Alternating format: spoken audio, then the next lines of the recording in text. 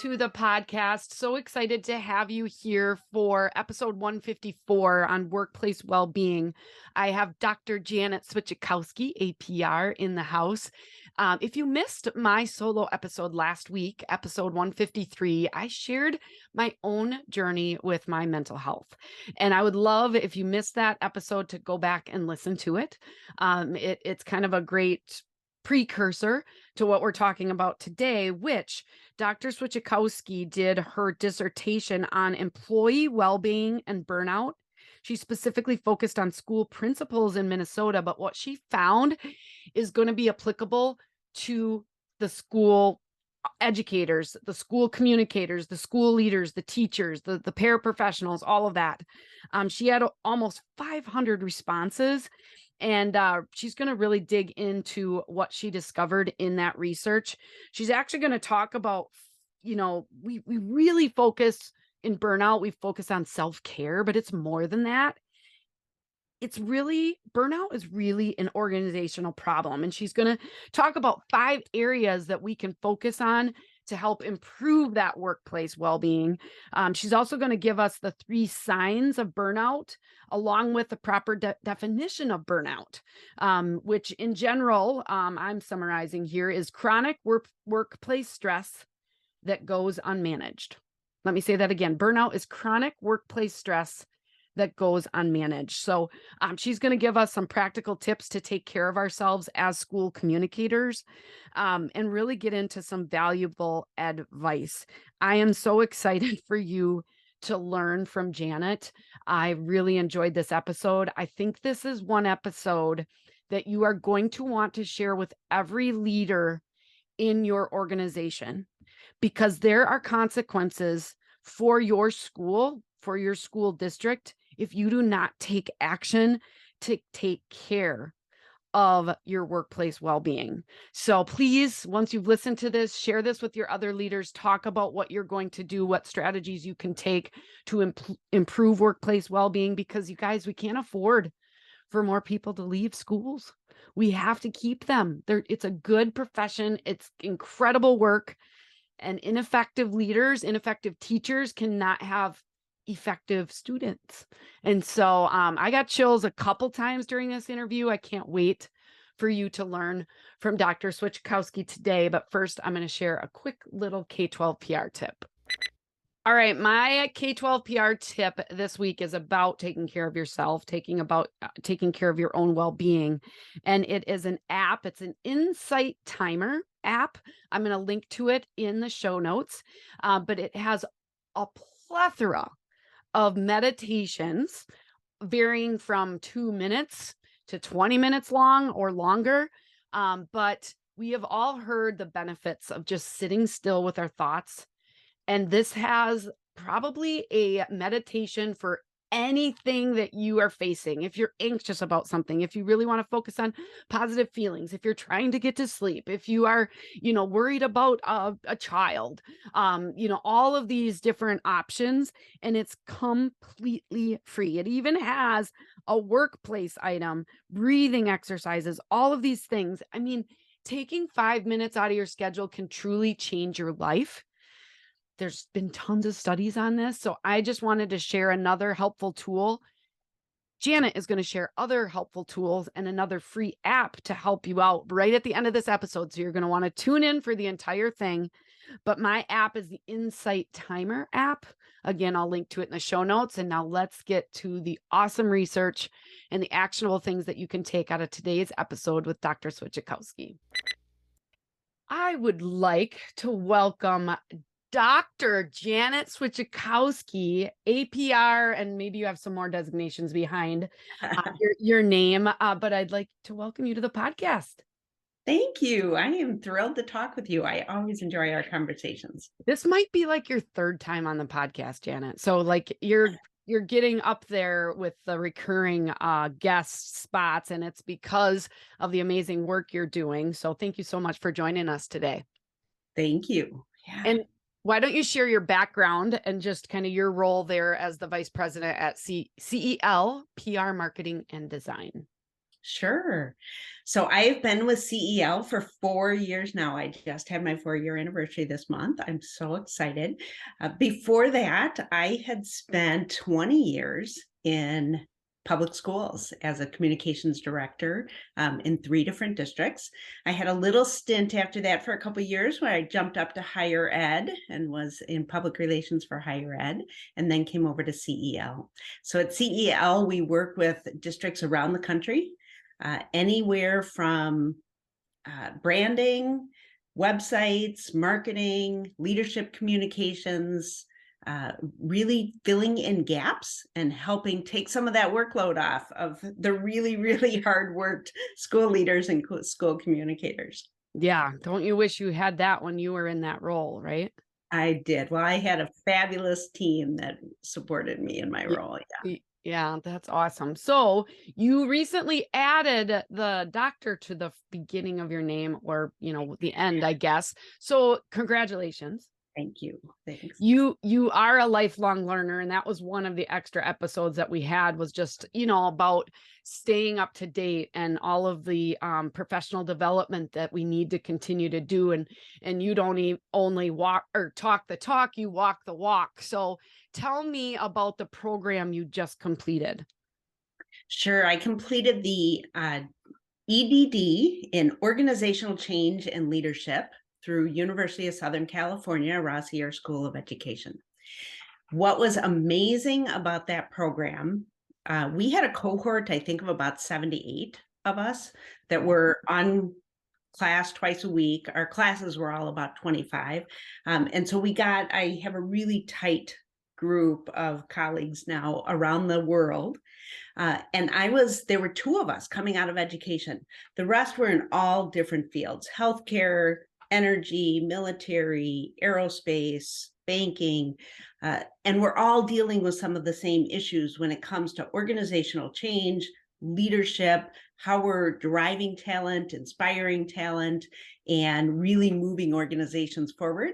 And some organizations are slow to change, right? Right. So how do we achieve that change? It was a great, great program. Yeah, and you do a lot of work with school leaders on a variety of things from communications and beyond. So I'm sure you're excited to apply everything that you've been learning and probably have been over the last couple years. Is that how long you've been working on the program? It was a 3-year program. Three So I years. started the January before COVID set in, and it was all online. We had planned for that. So it gave me a leg up in getting our clients online when Yes. COVID did hit. Yeah. Yeah, absolutely. Awesome. Well, congratulations again. And I got the chance to hear you speak at the Wisconsin School Public Relations Association meeting this fall. And I really wanted to bring you on. During my episode last week, I really gave an open book share of my own journey with mental health. And I really wanted to do kind of a two-part series because along with, working on your own mental health, there's this whole workplace wellness. And you happen to do your dissertation on workplace well-being. So, and you've specifically focused on a school setting. So can you just tell me a little bit about your research and how you went about it and what you've kind of discovered? Sure. So my dissertation was on employee well-being and burnout among school principals in Minnesota. So I did a mixed methods, qualitative, quantitative survey of school principals. I had 497 responses. So thank you to all the school principals that helped out in this research. And it really looked at were people experiencing burnout? And then B, how were they handling, how did it affect their leadership? How did it affect their abilities to do their job, particularly during COVID and during the pandemic? We asked a lot. We asked a lot of school leaders. We asked a lot of frontline staff. And there's been so many research studies that have come out. But generally, what I found was less than a third of school principals prioritized their own well-being during that time. Yeah. And interestingly enough, strong correlation that 2/3 felt like they experienced burnout. So there was really a strong correlation, and 84% said they really felt that those 3 years took a negative hit on their personal well-being. We've seen the results of that. We've seen the number of retirements, people leaving the field, teachers leaving the field and retiring. It's really gotten to a chronic state. And what's important to know is it was happening before the pandemic. Yeah. A lot of my research went back, all of the scholarly research and lit review was from before the pandemic, and then I was able to build on that. So it's an epidemic problem that we have to face in education. Yeah, and like you said, you gotta look at it all in all aspects. I mean, of all work, but definitely with schools, it was so tough, especially for these leaders that it's just like they had not only their students to care for, but their staff to care for. And so they're all focused and outwardly focused on how do I serve them? But sometimes it's hard to look in the mirror and take care of yourself, right? Mhm. And the reality is, if you're not taking care of yourself, you can't take care of your staff. Right. And your staff see that. They see if a leader is burnt out, they don't want to bother them with questions. They don't want to ask for help they need to. So, yeah. Yeah. So with all of that research, and then is there any place that you documented this research that people could look at it if they wanted to or not? Oh, yes. I have a Okay. 120-page dissertation on it. It's on the internet, it's on a library, and I can certainly give you a link to it. Okay. So I'll include the link in my show notes today. So that would be awesome. Yeah, because I'm sure you had to put together quite the paper there for all of your research. So as we're listening to the issues, and that's one thing, but now we got to get into okay, what are some steps that we as school leaders can take to help curb that educator burnout, curb the burnout in us? I know you specifically looked at principals, but in many cases you can apply what you looked at to other leaders. So what are some of those steps? Yeah. So I think we need to redefine burnout, because we think about burnout as an individual problem. But really, and this is Christine Maslach's work, really it is an organizational problem. Employers set up the work conditions that we ask of others. Um, Employers set up the sense of community. So if we look at what goes in to well-being in the workplace, uh, we talk too much about self-care. Self-care is definitely important, don't get me wrong. Nutrition and sleep and all of those things are critical. But in the workforce, we need to look at the work conditions. And really, I would send people, the US Surgeon General just last October came out with a framework for workplace well-being. And it crosses all industries, but it talks about the things that feed our well-being positively. So what are the things that make us give us a sense of purpose, want to make us get up every day? And there are really 5 areas that he talked about for Okay. well-being. So number one is that community and connection. Do we feel a sense of belonging at work? Do we feel the social support we need when we are ready to ask for help and we need to ask for help? Is there somebody there to ask for help? Do we have that network of support, both in our personal lives and in the workplace? So as we're thinking about culture in a school, and whether or not teams feel supported, whether or not they feel that inner connection. So that's number one. Number two is work-life harmony. How much autonomy do we give professionals to do their lives and to do their jobs? And frequently, that's an area that we need to think about. Are we telling people how to do it, or are we telling them the goal and letting them achieve the goal that we want to achieve with some flexibility? Being in a rigid work environment is really not healthy for most people. The next one is really mattering at work, and this came out really strongly in my research. When we have meaning and sense of dignity and feel like what we're doing is making a difference, the principals who had an opportunity in their day to interact with students, that's where they get their energy from, and revitalization. So where we know that the work that we're doing is making a difference in the long run, we've got to set up an opportunity to see that, to celebrate it, and to make sure that people have the opportunity every day to do what they do best. Even it's just a few minutes. There are always things in our jobs that we don't like to do, but we've got to have the opportunity to connect our strengths and what we do best and bring us joy with the work we're doing during the day. The fourth one is opportunity for growth and accomplishment. Having some opportunity for contributing to others, for learning, for knowing that what we learn today is going to make us better tomorrow, and a sense of accomplishment in our work that we are achieving something. And then the fifth one is actually what we take for granted most frequently, and that is that safety and security. As employers, we've thought about OSHA for decades. We haven't thought about the other four components of well-being, workplace well-being. So how are we building that sense of community and connection, providing work-life harmony, even if your teachers are on a bell schedule, making sure that people know the work they're doing matters and makes a difference, and that we're providing that opportunity for learning, growth, and accomplishment every day. I love it. I was just in Indiana last week, and the president, Brooke, had said at the end, as they left, and a ton of valuable, points and strategies and things were shared.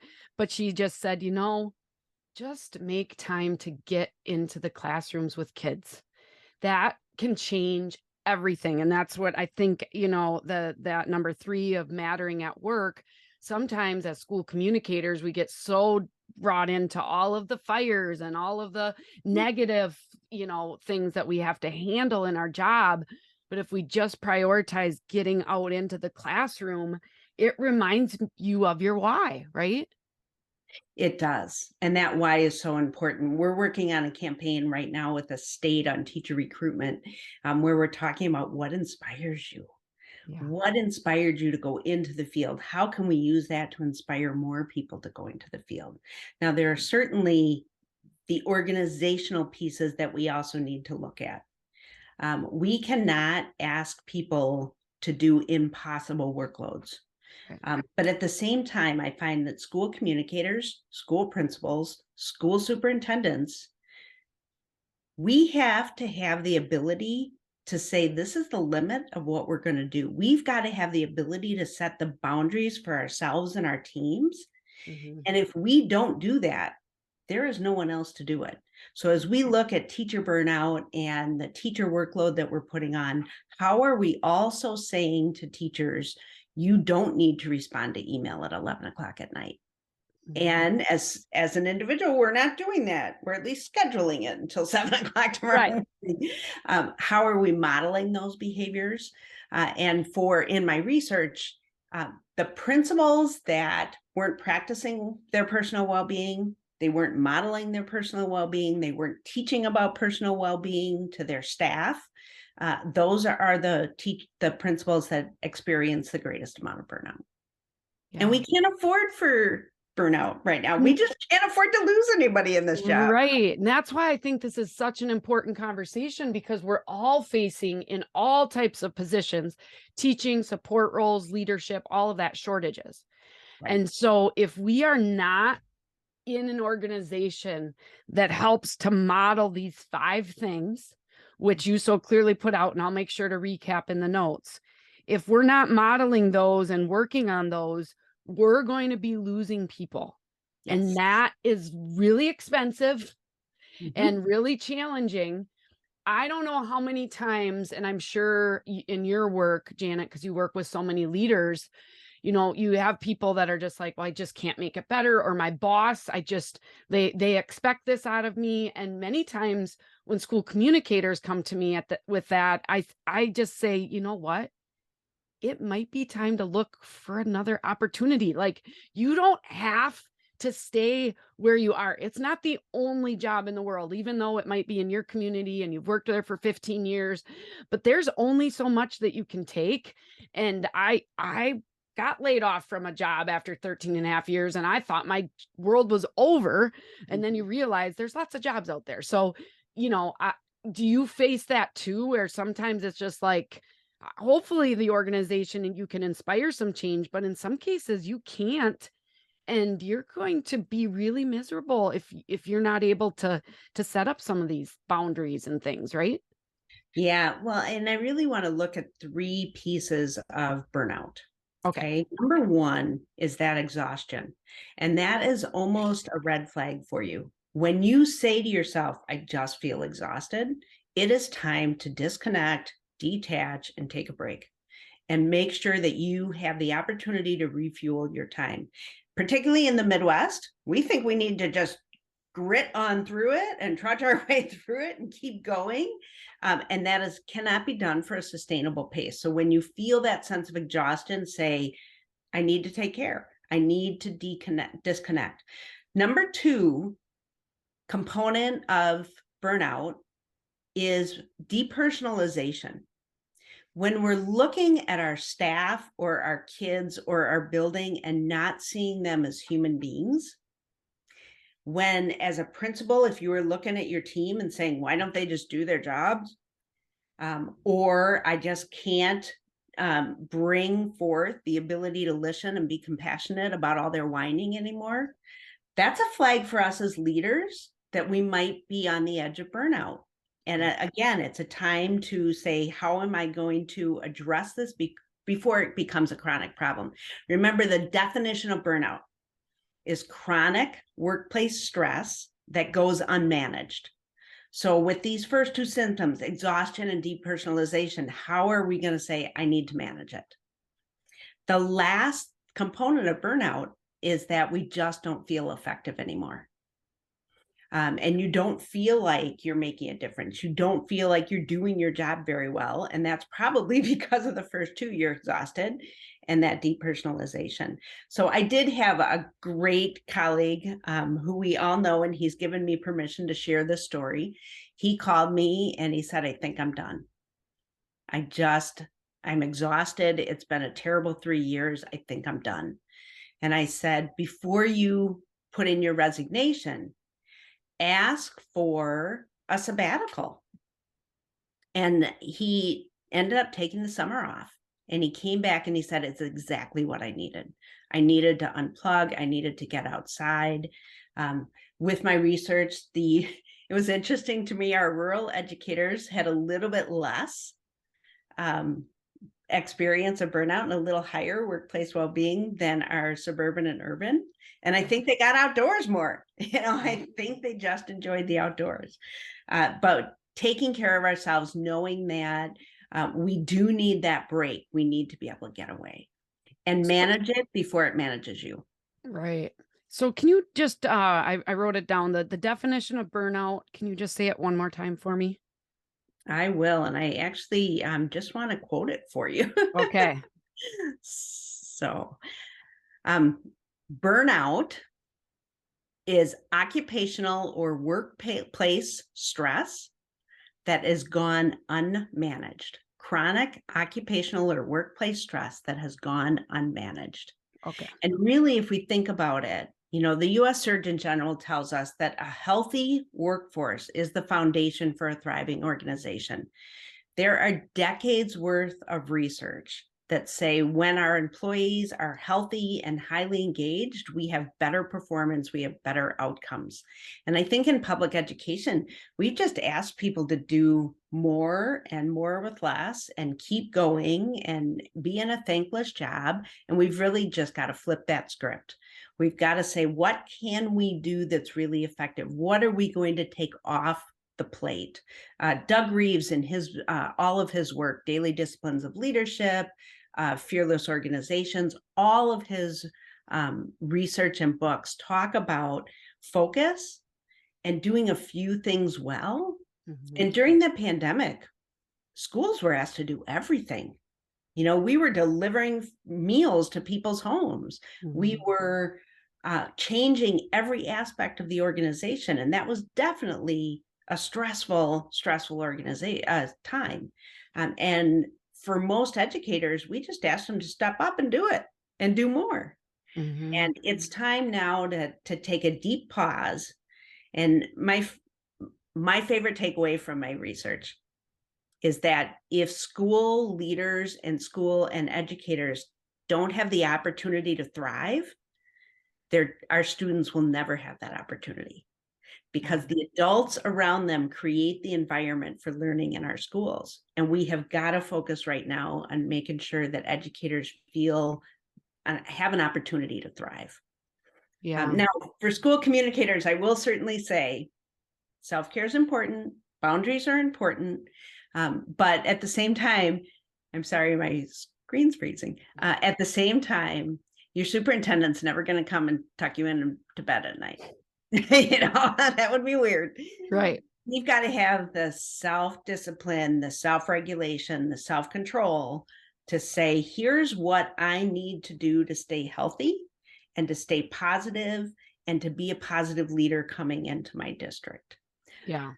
So as you say that, and you were a communications person in a school for 20 years. Mhm. So what are some of the critical steps in regards to setting some of those boundaries, or even the work that we can do in our roles to help take care of our own workplace well-being? Yeah. Um, so first of all, knowing what you need to be functioning and healthy and what kind of boundaries you need. Mhm. Making sure that your priorities, that you know what your priorities are, that we are not just on a hamster wheel running, Mhm. but you're making really conscious choices about your own goals in life, opportunities for learning, mental health, well-being, physical health. It is all connected. You cannot go all day without eating or drinking and expect your brain to function at the end of the night. It's not Mhm. going to happen. So putting up those boundaries. And then really thinking about how we lead that conversation in our districts. And we can look at Kathy Kajigian, who has modeled this in her district. In the presentation I did for Whisper, I had one of her tweets up where she was challenging people to do a plank on Twitter, right, with her, Mhm. and doing some of those district-wide, partnering with your well-being team, your HR team, looking at how we're bringing out well-being practices. Sean McKillop also led in his district a right to disconnect procedure that they wrote. And we'll link that in the notes. That's a fabulous one. Telling teachers and staff, you are not expected to respond to emails after hours. Yeah. You are not expected to stay up all night grading papers. And how are we organizing our work and working within our teams so that there's more collaboration within a grade level, so you're not creating every lesson every day, any of those opportunities to collaborate. Yeah. I love it. Boundaries, prioritization, that right to disconnect procedure is going to be valuable. So we'll for sure link that. And then there's just simple things like what you said. Okay, I wrote down this quote because Dashmir was my Uber driver in Indianapolis, Uh-huh. and his quote was, "Nothing good happens when you're hungry." That's true. So it's very, very true. It's just like if you are hungry, that takes over your whole body. So even like in a school PR role, think about those healthy snacks that you can keep in your desk so that when something does break loose and you can't get out to go for lunch or whatever, that at least you can stay fed or whatever. But those are really good points. Well, and if you're struggling, one of the things that you mentioned that we deal with in school PR is that we get negative news a lot. Mhm. And if a great quote that I found was, what you consume is more than food. What you consume is all of the information and energy around you. So if you're doom scrolling on Twitter, realign your Twitter feed to be positive. Mhm. Get rid of the negative in your Twitter feed. Put boundaries around. I'm going to check community comments 10 minutes a day, and that's all I'm going to give that negativity, right?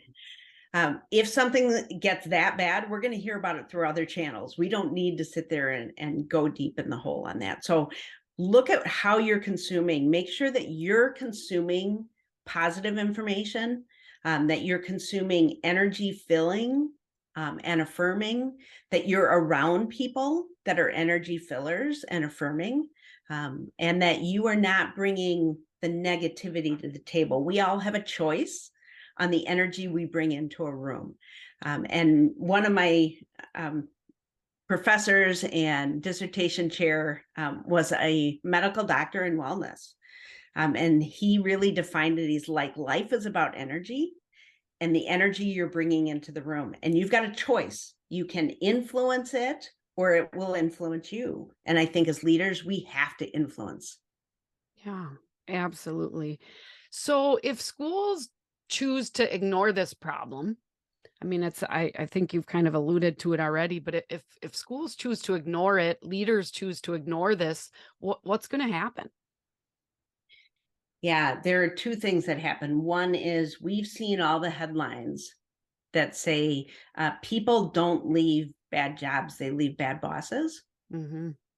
If we ignore it, we have a lot of bad bosses out there, and we have to accept responsibility for ineffective workplaces. And ineffective workplaces harm children and they harm communities. I just got goosebumps with that. Like, that's really a powerful way to look at it, of what it's ultimately impacting is every one of your students if we have ineffective leadership. Yeah. I mean, how often have you seen in the news, tired, burned out, angry educators that snap at a kid? Those are big PR problems when they hit your district. Um, I think the shortage that we have right now, we've got to flip the script. Mhm. That education is a rewarding and fulfilling profession. Mhm. Um, we make a greater contribution to society than anyone else, because we don't have doctors and lawyers and computer programmers without teachers, right? Yeah. So we make huge contributions to society. We have to remind people of that because the everyday language has beaten people up for too long.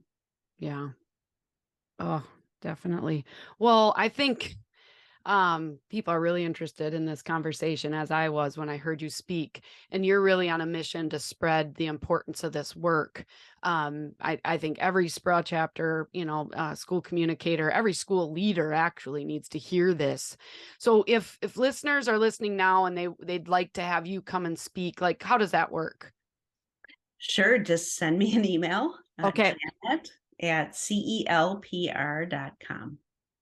Awesome. And I know you take care of a lot of folks, but you've got a great team there as well. So guys, this is really powerful to start the conversation about what you can do. You gave a lot of manageable things as far as, the signs of exhaustion and those 5 areas that we can really build to create a great organization, to set up the right work conditions.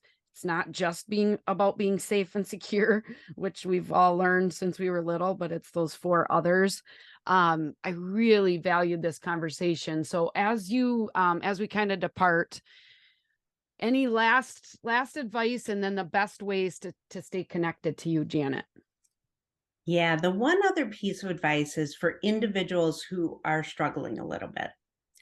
Um, there are lots of apps out there, but one that I found within my research gets a little less attention is the Healthy Minds Innovations app. And it is developed out of the Center for Healthy Minds at the University of Wisconsin-Madison, Dr. Richard Davidson. And we can put the link in the app, and it can take you through a whole framework of developing a healthy mind, a health well-being framework and routine for you individually. And maybe even if you've got a staff that is struggling, you could take your whole staff through it. Self-paced, great material. Okay, awesome. And We'll it's we'll free. definitely we'll link. Oh, and it's free. That's And it's even free. better. Yeah. Okay, so we'll link to that in the notes as well. And then what's the best way to stay connected to you? Is it through your email, or would you say a social platform? Email always. I'm also on Twitter, LinkedIn, and occasionally Facebook. Okay, I'll make sure that So, your Twitter and LinkedIn accounts are both linked in the show notes as well. Gianna, I'm just interested to see as this goes, how all of this develops. I really, really appreciate you picking this topic for your dissertation. You got a lot of great responses back and a lot of great insight. As always, I learned so much from you. So thank you so much. Thank you for the opportunity. All right, you guys, we'll see you next week, same time, same place for this podcast with another fabulous guest. And until then, take care of yourself and keep celebrating those awesome stories. Bye-bye.